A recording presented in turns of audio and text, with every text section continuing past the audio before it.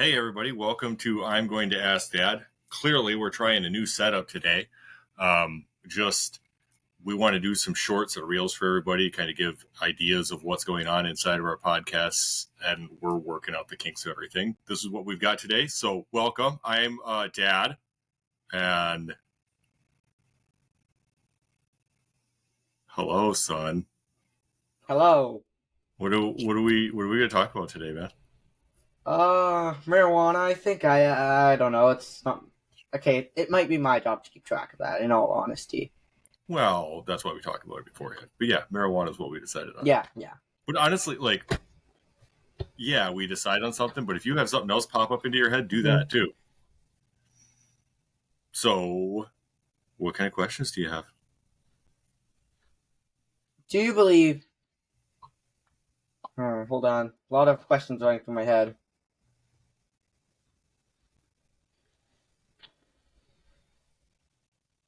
Do you, as a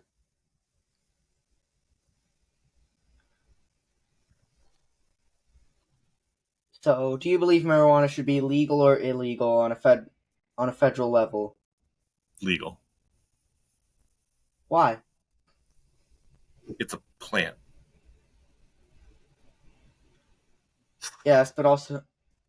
Yes, but the effects but also it's addicting when smoked. But also in the Is it? It's a hallucinogenic drug. Of course it is. It doesn't make it addicting. You have a good point. Yeah, but follow up to last week's episode of my alcoholism. Like, that was an addiction. I smoked for 6 years. Quitting smoking was harder than quitting drinking physically. My physical addiction to smoking cigarettes was more difficult than the alcohol. I smoke marijuana rarely, and I am not pulled to do it through compulsion. I am not like, oh my God, I have to go smoke weed right now. I have some thoughts to that I think your questions in the future will lead me into, but let's, what were you going to say there? You answered all my points. you have a counter argument for everything I was going to say. Well, ask the questions, because who knows where that takes us? Like, who knows where the conversation goes? So you said you smoke marijuana rarely, correct? About once a week, yep. Maybe twice sometimes. About once. Okay, that's a bit more frequently than I originally thought, but okay.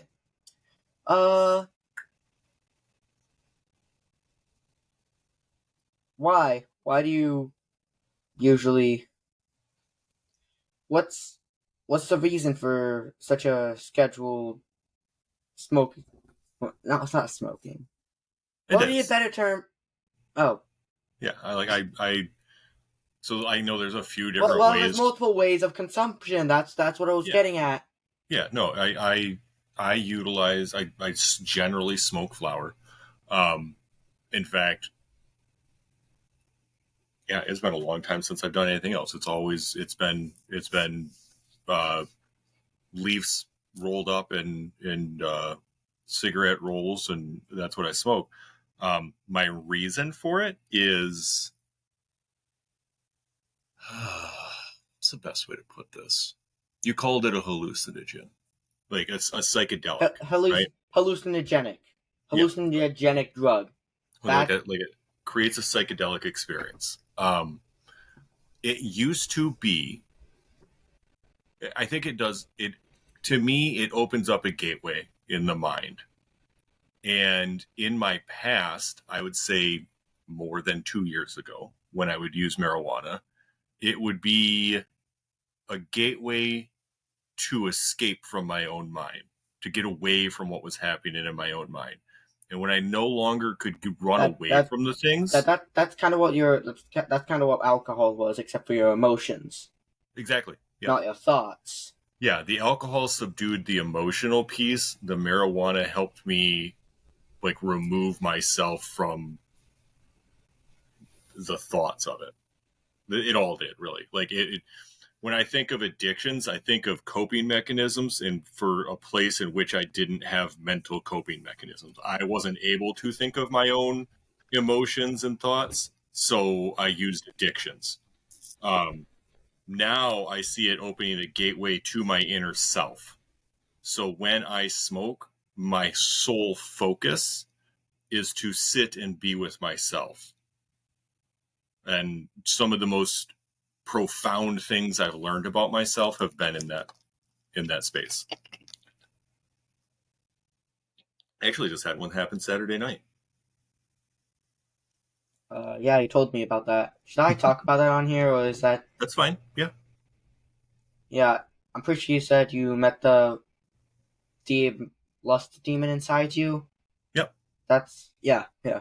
And that's that piece of psychedelic, right? Like it's clearly I'm not seeing a demon. There's no demon sitting in front of me. But what I saw when I turned into myself, as I was having an argument with myself, realistically, about how I was going to spend time with myself, that demon of lust, it was telling me these things, to do these things that has told me my entire life. And for the first time in my life ever, I asked it, why? Why would I do that right now? Why would I do this? Why would I do that? And it didn't have an answer for me. And in that space, I came to realize that demon was actually just my inner child that had never been parented in how to deal with lustful feelings. Like as a child, I never got talked to, like, you're going to have this. You've got to understand that it's your responsibility to keep control of yourself.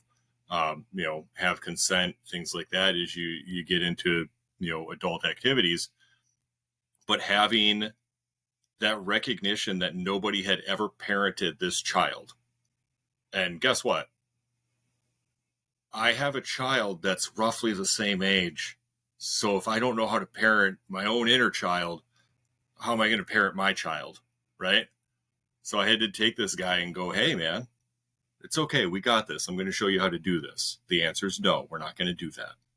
And do I believe that I could have found that space without marijuana? Yes, absolutely, I do. I have just found it as a very useful tool for me to get into my space of what my faith is. So,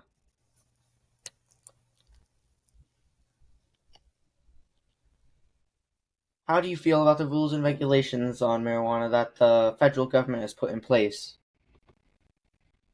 Because I'm confused how it's able to be legal in the states, but also illegal on a federal level.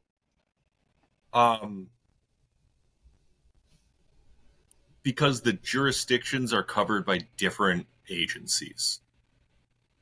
Like, I think it would be, I don't know, the ATF or the FBI that would investigate me for marijuana, but the state police aren't going to, because it's legal in the state that we live in. So, like, there's regulated, like, you can't smoke it on your front lawn. You'd have to smoke it in your back lawn. You can't smoke it in public places. Like, they've got some rules around it, much like alcohol. I don't know if there's places you can consume at here. There's not that I'm aware of. I think you have to do it in a personal space. I don't think you can, like, go to a marijuana bar and smoke.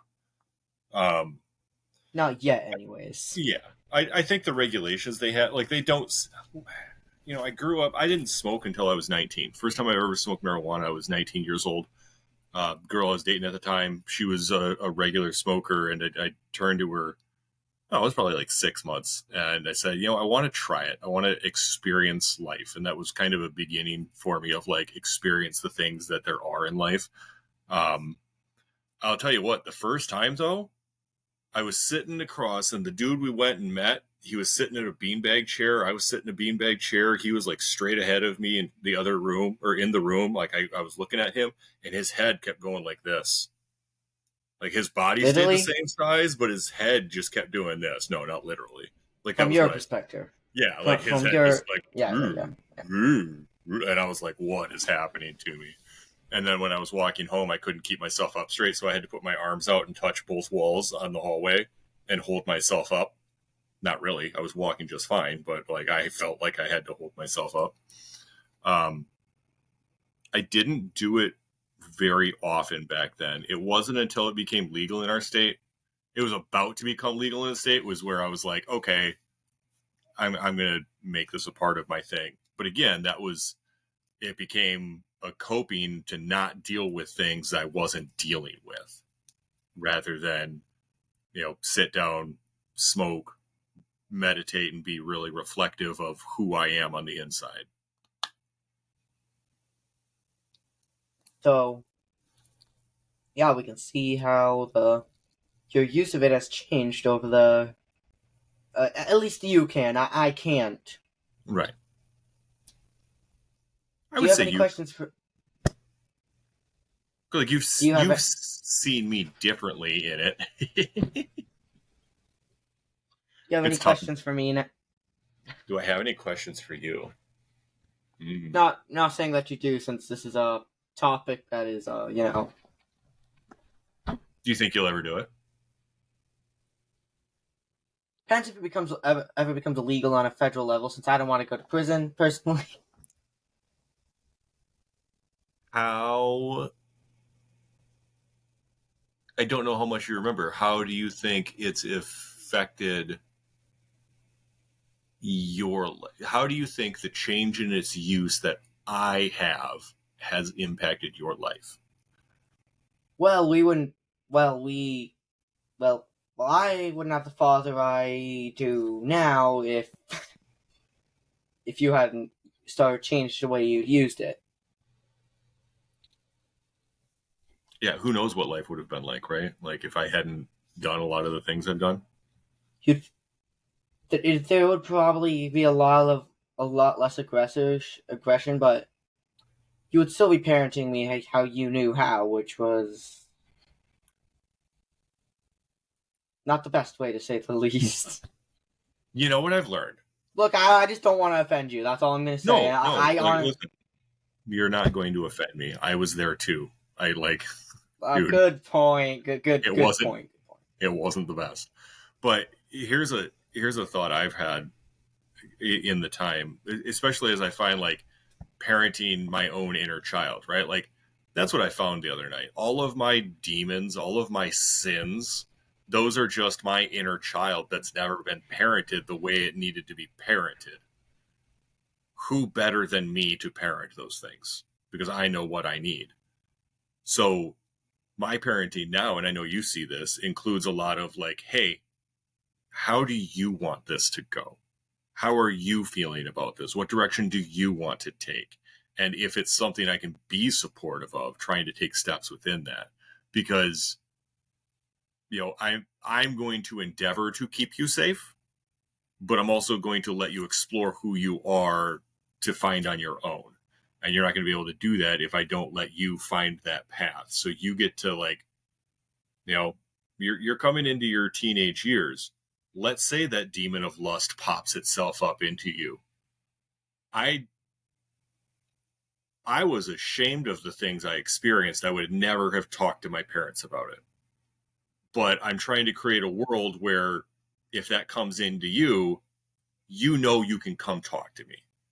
You know that I'm going to be there to speak with you freely, candidly, and honestly, and acknowledge, like, yeah, it can be tough. Here's how I've dealt with some of those things. I can't have that conversation with you if I've never dealt with it, right? And is how I deal with it going to be the right way for you to deal with it? No. But when you gain perspective into the world, it was a conversation I had with somebody Friday that gave me the little bit that I sat with thinking about that led me to coming face to face with that demon. It was, I had acknowledged something with myself that I didn't have as much control over as I'd like to have. And it's a battle I've had. And acknowledging that to the person and having a conversation in their response to be able to reflect on and go, why is that with me? Why is that the thing? And that's where the demon started going, like, because that's what you want to do. This, and just going, it's not though. Like I actively had the thought, that's not what I want. Why am I letting myself think that way?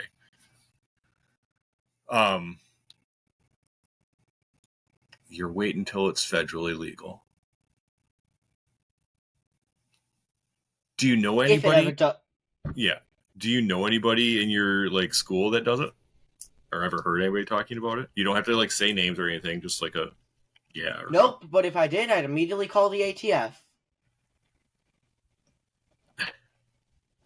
Maybe talk to me. We'll probably just like go let your principal know that there's students on campus. Under the effects of... I shouldn't say under the effects. Maybe it's out of their system. But maybe push for a random once a month drug test. Maybe twice a month. Nah. So with marijuana, it's actually one that will stay in your system or can stay in your system for 30 days. Like if you, one of the tests they do is hair. If you cut my hair, you would find traces of marijuana residue in it.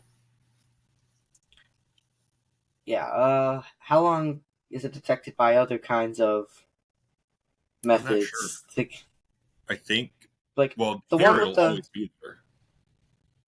Yeah, so not hairy, because we do not want to punish somebody for something they may have maybe they accidentally sniffed one of their parents' clouds after they had smoked some, and so that got into their hair, and now all of a sudden you have a student being expelled for something their parents did. Come into my room and it's just a giant cloud, and you're like, oh god. No, it doesn't work like that. You have to, so if I'm understanding, or if I remember correctly, THC breaks down into THOOC, and that's the molecule they try to detect in your body. And I want to say like urine samples, it's 30 days, but it also really kind of depends on how much and how frequently you do it.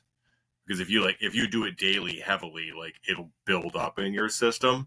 Whereas me, the once or twice a week, just a bit, it's not going to sit in my system as long. And I want to say it's one that stores in your fat cells. So that can have an impact as well. Particularly like I've been losing weight lately. So theoretically, physically removing the fat and then testing it for THOOC would be a test for marijuana. I would imagine. Yeah. But the issue is the person actually has to have fat cells. Well, we'll have fat cells somewhere. Yeah, but it has to be a physical enough point that you can... I mean, given we live in America, is that too specific? Will we have to censor that? No, I think the big thing with it is, I've heard there's been the push lately for the legalization of marijuana. I don't remember what year it started, 2014 or something like that. I think Colorado made it legalized. And what is it, 28 states now, 30-some states now? There are people that I've heard express the idea that we should legalize all of the drugs, mushrooms, heroin. No, just no. Hear it out, right? Because then it becomes regulated. Then it becomes, we understand the dosings better. We understand how to, you should only use this much if this is your body weight or this is your body fat type. We have more understanding. And then what you find... Because people are actually allowed to do... Scientists are actually allowed to do the test on the stuff. Right. So, that's a train of thought. I still think it's an absolutely terrible idea. Well, think about it. On the backside, the people that would never do heroin because it is illegal, right? Maybe some of them are going to do heroin. Maybe some of them don't know how to use heroin, so they overdose. That's a crazy thought, that you're going to lose people because you don't know how to handle it. Yeah. That is why I think it's an absolutely terrible idea. Because all of a sudden the OD deaths spike up. No. I shouldn't say spike, they jump. It's really... But maybe... Now think about that. They jump as in terms of the people that currently use, but the number of people that use would increase, so the actual percentage of OD might go down. But still, you have to look at the number of the number of casualties, not the percentage. Yeah, I'm not trying to validate human life loss. Like that should never be something anybody like tries to be a proponent for. But they're like there's to acknowledge that there are many Can different you ways to look at a problem. can you OD on marijuana? I've never heard of a case. I'll have to search that up now. No, I- not. I know there's been points where I'm like, wow, that was more than I really intended on smoking. Like I'm much higher than I ever really want to be. I don't like getting really high because my body stops functioning. Like I don't want to do anything. I just want to lay down and not do anything. And I don't like being in that So space. maybe it gets to the point where it affects your brainstem enough that you have to start manually beating your heart. I don't know. No, it's nothing like that. Like your those regulatory systems still work. It's just like it's like a laziness that's how it affects me. I also know people that they have ADHD or other, I don't know what you would say, cognitive functions. Neurotyp not A neurotypical. neurotypical. I know a neurotypical. I don't know. I don't know the term even though What is the term? Neuroatypical. Gosh, I can't remember the term. But I know people that like particularly ADHD, when they smoke marijuana, they are able to focus on tasks much more effectively.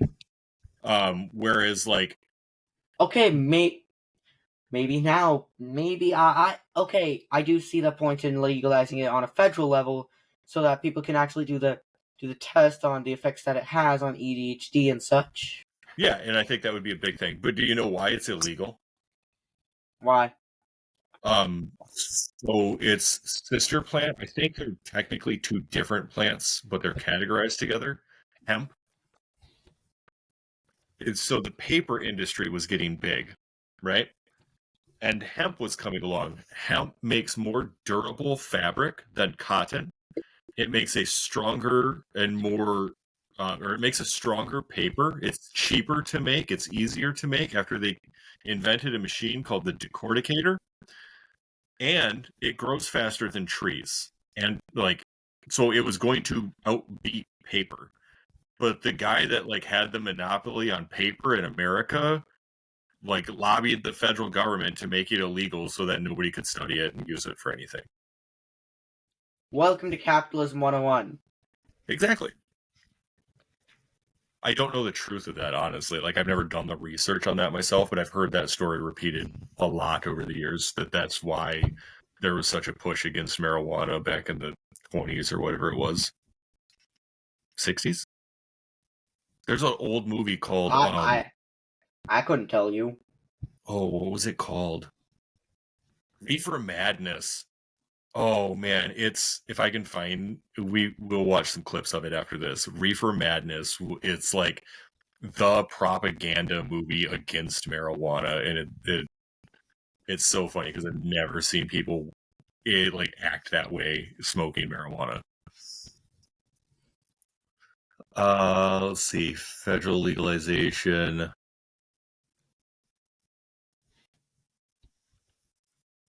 No, I think those are my questions for you. Did you come up with any new ones for me?